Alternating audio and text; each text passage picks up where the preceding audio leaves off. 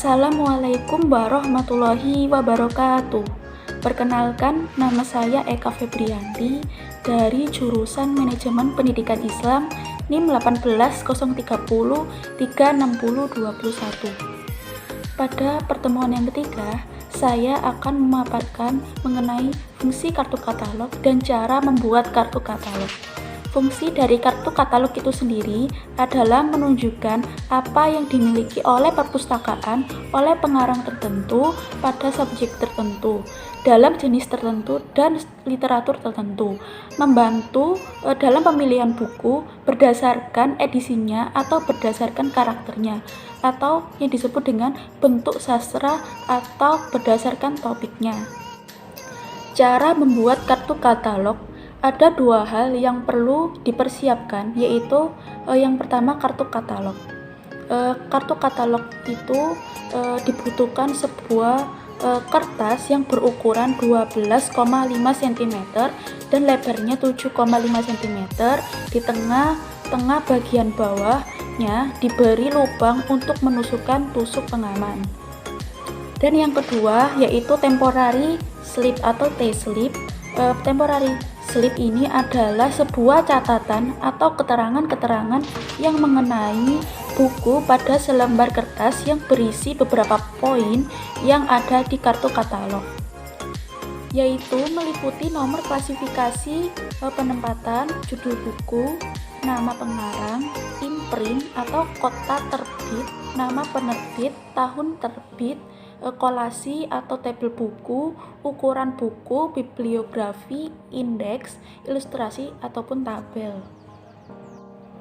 Langkah yang pertama yaitu menentukan nomor klasifikasi. Nomor klasifikasi diketik pada sudut kiri atas kartu katalog. Di bawah nomor klasifikasi diketik 3 huruf kapital kependekan nama keluarga atau utama pengarang. Jadi, apabila pengarangnya bernama Drs.Js, T. Kansil, SH, maka yang diketik adalah KAN dengan huruf kapital semua. Setelah itu, di bawah 3 huruf kapital tersebut diketik 1 huruf kecil dari huruf pertama, judul buku. Jadi apabila bukunya berjudul Pengelolaan Perpustakaan, maka di bawah 3 huruf kapital diketik huruf P kecil. Yang kedua yaitu pengarang atau tajuk entry utama. Nama pengarang buku diketik huruf besar semua, dimulai pada idensi pertama sejajar dengan nomor penempatan atau nomor klasifikasi.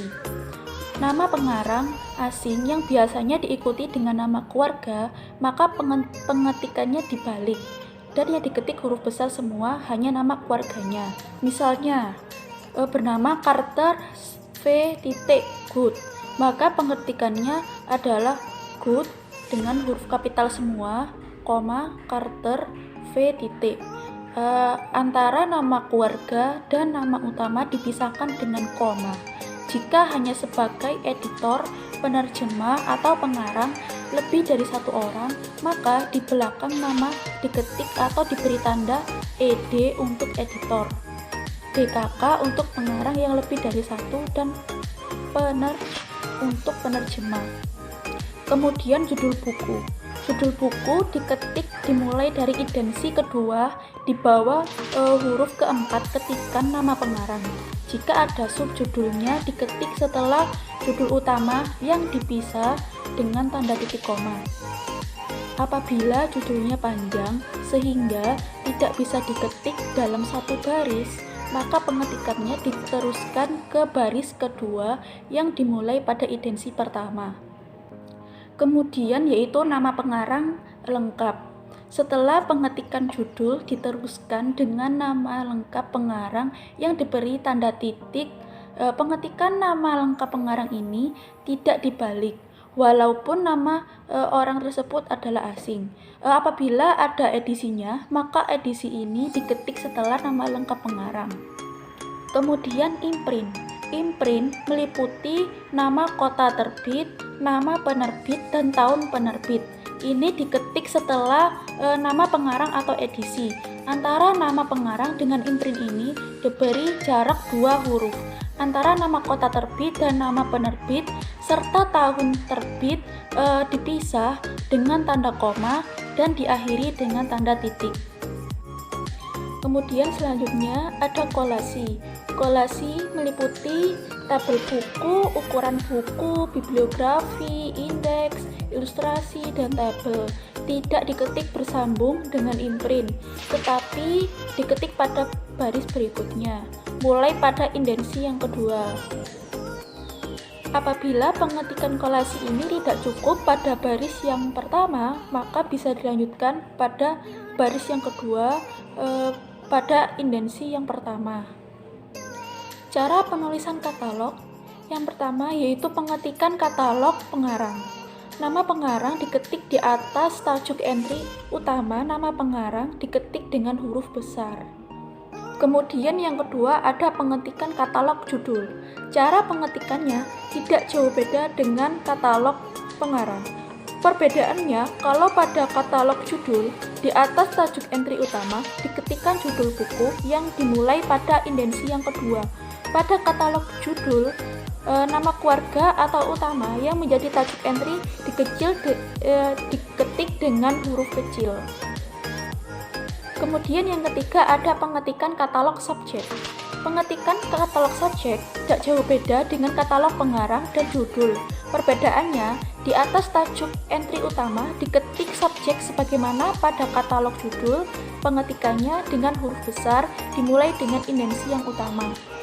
Adapun pedoman untuk menentukan tajuk entry utama adalah suatu karya yang disusun oleh seorang pengarang, maka tajuk entry utamanya adalah pengarang yang bersangkutan.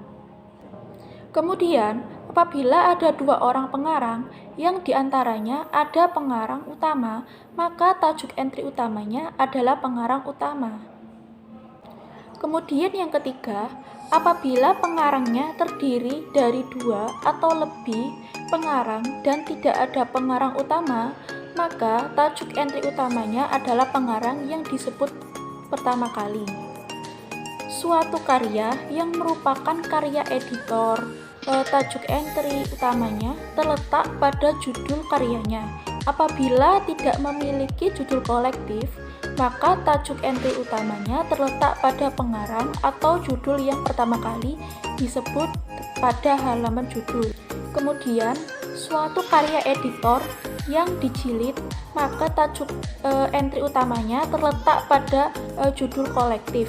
Apabila tidak ada judul yang kolektif, maka tajuk entry utamanya terletak pada pengarang atau judul yang pertama kali disebutkan pada halaman judul jilid yang pertama.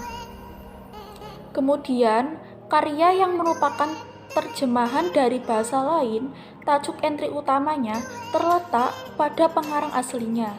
Tetapi apabila disalin seperti diringkas, didramatisikan, maka tajuk entry utamanya terletak pada penyadur atau pengubahnya.